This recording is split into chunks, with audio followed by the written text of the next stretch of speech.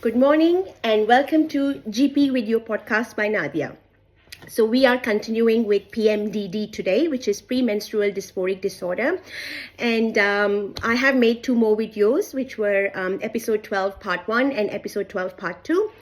And I'll again repeat for the ones who haven't watched my previous videos. PMDD is premenstrual dysphoric disorder, which happens usually 7 to 10 days before the menstrual cycle. So it is a problem of the menstruating age women, anywhere ranging from 13 years when they start menstruating till they go to menopause, which is 50 years of age. 10 to 15% of menstruating women suffer from PMDD. 80% of menstruating women suffer from PMS, which is premenstrual syndrome, which actually is a constellation of physical symptoms like bloating, irritability, not feeling generally well, increased headaches, and all of that kind of stuff, which is usually minor in nature. But 10 to 15% of women suffer from PMDD, which is premenstrual dysphoric disorder, which is characterized by sudden onset of severe depression. You feel angry, you feel rage, then you start feeling very sad, you feel suicidal, you have brain fog, you cannot function, you cannot do your daily tasks, you cannot multitask. And then you have physical symptoms as well, like bloating and GI upset and all that kind of stuff, but very severe. Mental health symptoms are very severe.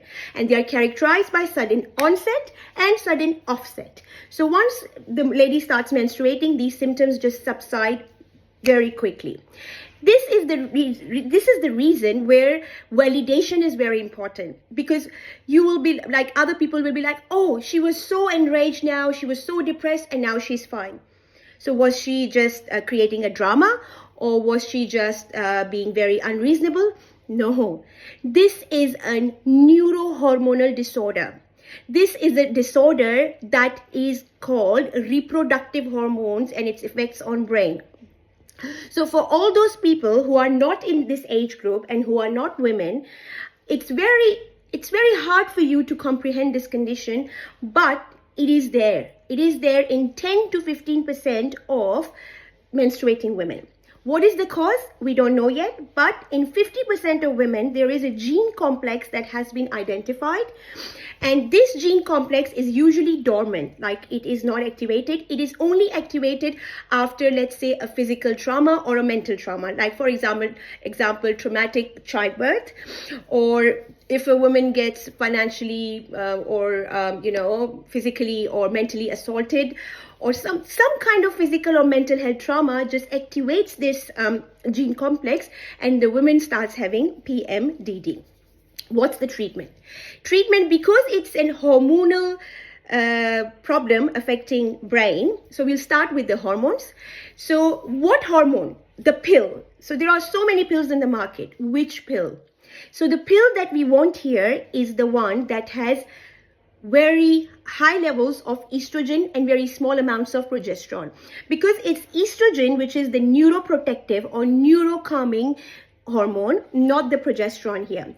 So progesterone, if they are natural progesterones, they are good, but the synthetic progesterones that are present in the pills, they can actually in themselves cause depression.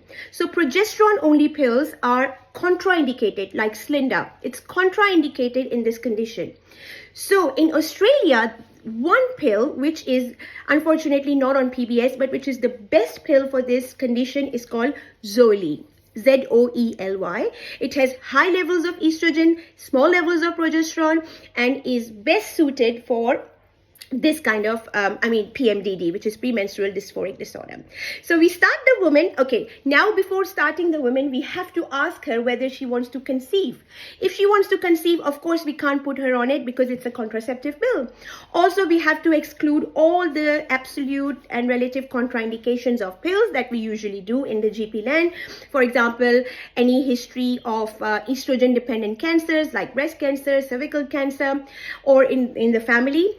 And then we have, like, if she's had a heart attack, God forbid, or stroke, or any other high BP. These are all the absolute contraindications for hormone. If she doesn't have any of these, then we'll start her on pill, which is Zoely, and we'll ask her to skip the sugar pills. So skip the sugar pills for the first 3 months. Just take the active pills one after the other. After 3 months, when these women come back to the GPs, 70% of them have had almost no more symptoms of PMDD. But there would be 30% of women who would just say that there has been a significant reduction in the symptoms, but the symptoms still come on. At this stage, we can do two things.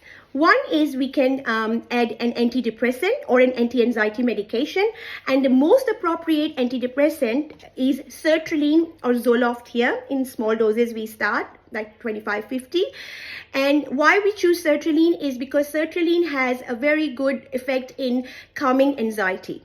So as we know that in this condition, anxiety and rage attacks and panic attacks are also very common. So basically anti-anxiety and antidepressant medications are the same. They have the same mechanism, but we'll choose the one which is better, which is the best for anxiety symptoms, and sertraline is the one in this case. There are others as well, but sertraline is the first choice. Like Zoeli is the first choice, similarly sertraline is the first choice. At this stage, we can also add an extra estradiol patch. So we have extra amounts of estrogen in our body. So and then we have to make sure that because we are going with the patch has got unconjugated estrogen, which can cross the blood-brain barrier. We don't want any conjugated estrogens at this stage, like Premarin, which is used in HRT, as conjugated estrogen cannot cross the blood-brain barrier. So now we have three things on board: Zoli, sertraline, and an estrogen patch. And this also, this is going to be a very, very good combination for the women. Last stage in this, if women haven't improved like after 6 months, 12 months, then chemical menopause is something that we consider.